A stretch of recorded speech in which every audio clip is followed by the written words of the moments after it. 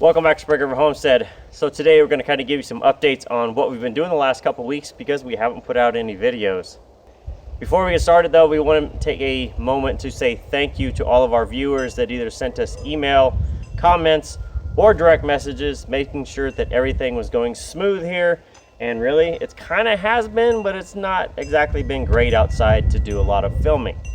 So if you guys have watched a lot of the news and that, you know the Pacific Northwest, which is Northern California, Oregon, and Washington mostly.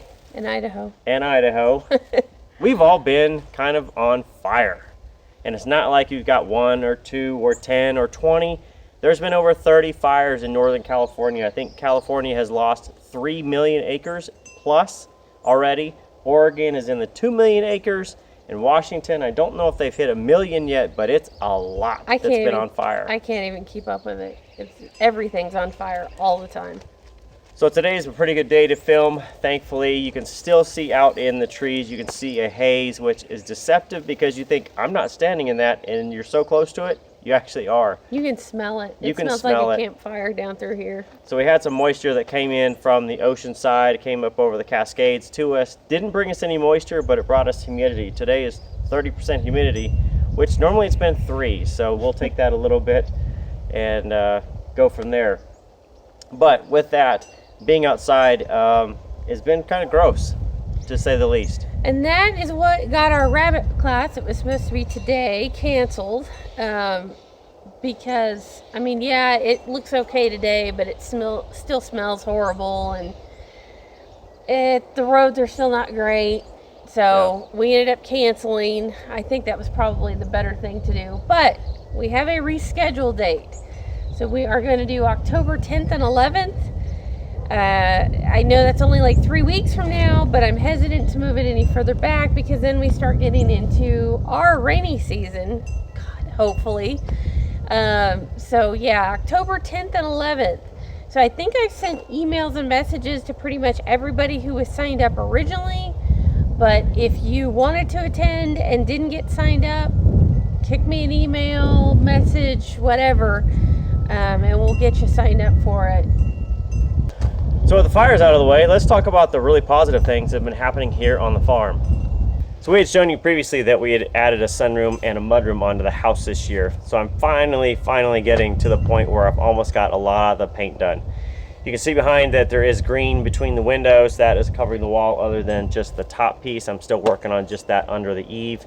The windows are completely sealed. The trim was painted white first, caulking around to seal it, then putting on the green, and then I'll have to go back in and just do some touch-ups on the white. But it's coming out awesome. If you really stand back and look at it, you can really just see the change. And just remember, 6 months ago this wasn't here. Mudroom's the same way. It's pretty much sealed up. Everything is caulked in. I've painted everything. I think the only thing left is some of the trim around the doors over there and the corners of the house. So I kind of get out of the way. You can see right there the corner here. This will be a kind of a chocolate brown. We're going to do something a little bit different, but it will actually match very well once we're done, and then we will match the shop to that. I'm resealing those doors. They never got caulked. They were kind of foamed in and everything else, but I'm caulking those in too to make sure those are sealed up, and then that project will be done for another good few years at least before I need to do any touch-up paint, which will be awesome. So thankfully we're down to the last few of our meat chickens for the year. I don't know, have maybe 2 dozen left that we need to process out and put in the freezer. We still have some that are going to potentially a customer up the street from us that wanted some. Nikki's parents also said they'd take a few more if we had some extra, and then she has a friend that wanted some also. Hello, ladies. And so those will be big though. Those will be spoken for. They're probably 3 weeks beyond what we wanted. Yeah, they're already pushing like at least 12. Yeah, so they're like 12 or 13 weeks, and based on what we had last year when they got a little bit bigger than expected, these birds will be like 6 and 7 pounds processed out. So it's going to be a lot of meat. They're starting to show like they have joint issues and diabetes. So we're going to try and get these guys taken care of and put in the freezer for the rest of the winter. Now, of course, the turn of the, I guess, temperature going down means with the moisture coming in and that, we can start to do firewood. So I'm standing in one of our bins, or I'm kneeling down in one of our bins here, and this year we're going to kind of take this out, combine it over with the other one, and then try and get everything filled. Now, supposedly on the Old Farmer's Almanac, or the Farmer's Almanac, it's supposed to be a colder and wetter winter, which means we need to definitely put away a good couple cord of firewood here. So we'll probably get at least our 2 main ones filled, which will be about 3 cords of split wood. Anything carryover will be probably put over in what we call the 3rd bin, which is kind of the odd shapes, the weird splits, anything like that. It kind of gets tossed over there. A lot of the oak that Nikki's dad brought us last year, we're going to kind of put it into little slivers of it, basically, because it's so hard and burns so long, and then we'll throw it over in the 3rd bin. That's when we get started probably next month, I would bet. We'll get started on firewood, and then you can see these need to be covered up a little bit. Get new tarps on them and that for our little firewood bins here. All right, so everybody might remember a couple weeks ago when I said we were going to do some Coturnix quail, and I had gotten 2 dozen eggs in the incubator. Well, they've hatched. We got 13 that hatched out, 1 that died right after hatch, so we've got 12 in here. Lift this thing up. And they're doing quite well. They are messy little monsters, so they've been in here 2 or 3 days now, growing like little weeds.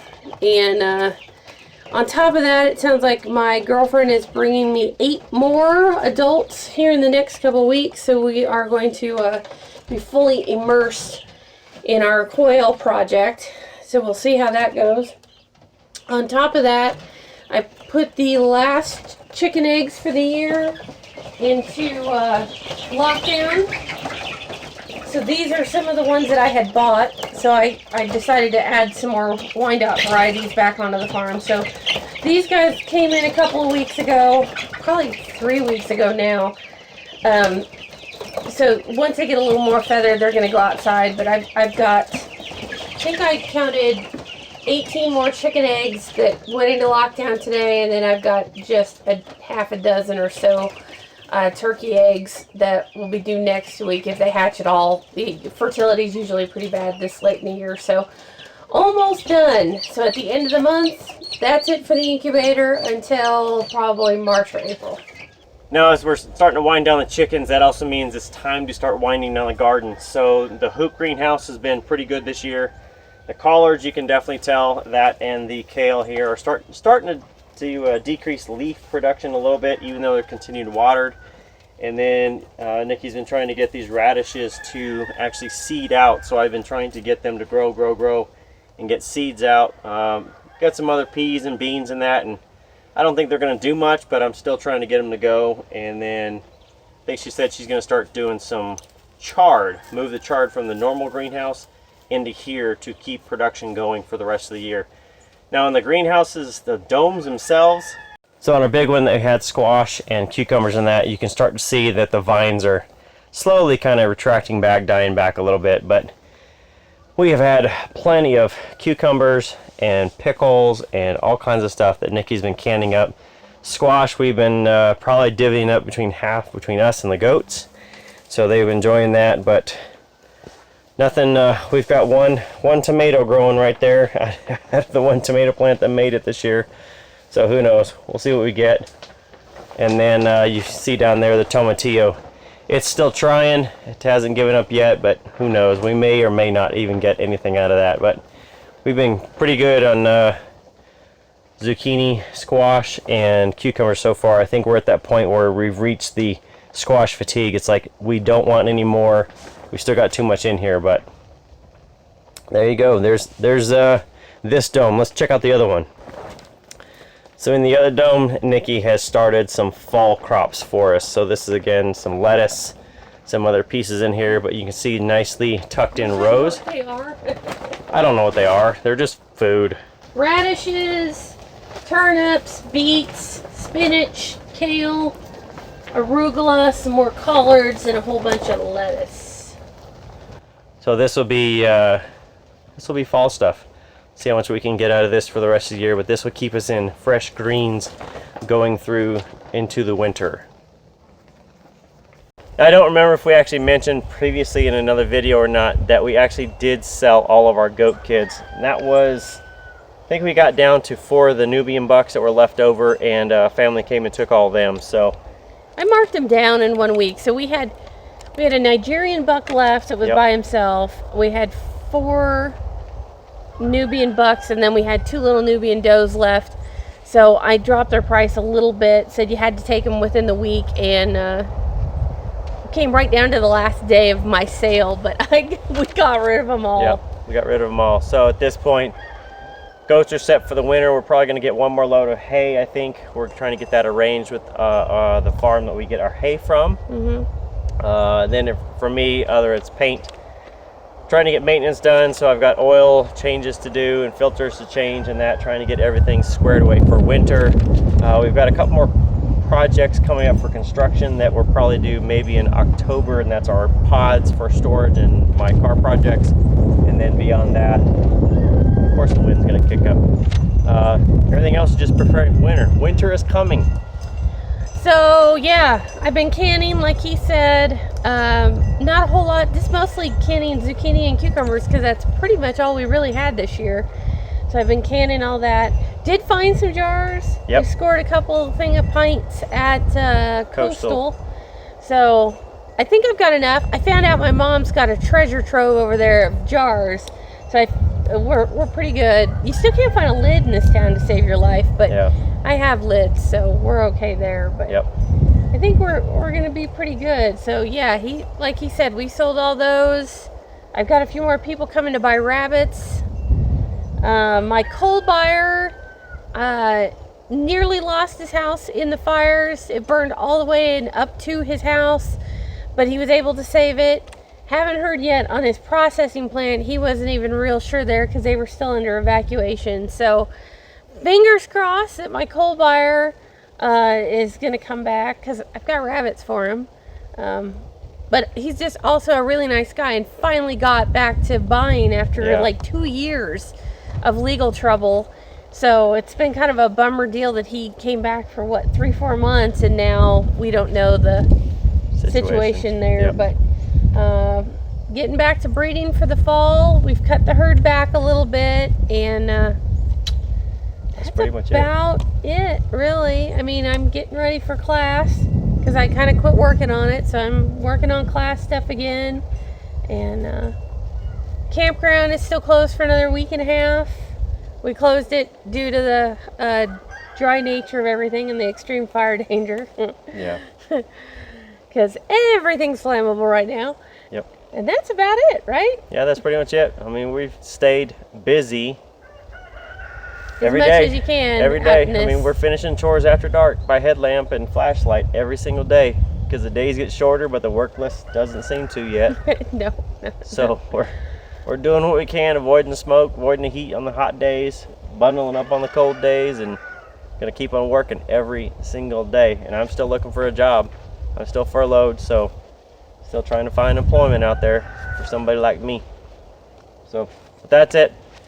So if you guys have any questions on anything we've done, you want to see updates on anything else in particular we've covered but not very well, and then we do have some more videos coming up for rabbits, and we should get on to a regular schedule again starting this next week. So it's just kind of, it's been tough.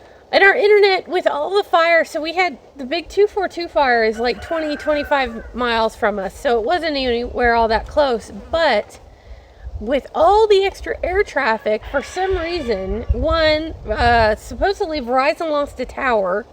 I saw that on the news report here like last week. So between that and all the air traffic, for some reason that kills our phone and internet because we're on Verizon. So couldn't upload a video if we wanted to. So that's it. A big deal. If you guys need anything, drop us a comment down below. Otherwise, we're gonna get back to work. Always. Happy homesteading. See you next time.